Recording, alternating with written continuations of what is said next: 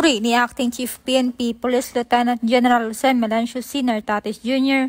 ang kahangahangang bilis at profesionalismo ipinamalas ng kapulisan ng Bacolod City matapos masangkot sa aksidente ang dalawang dalagang mag-aaral sa Banga Trinity Burgos Street, Barangay Villamonte.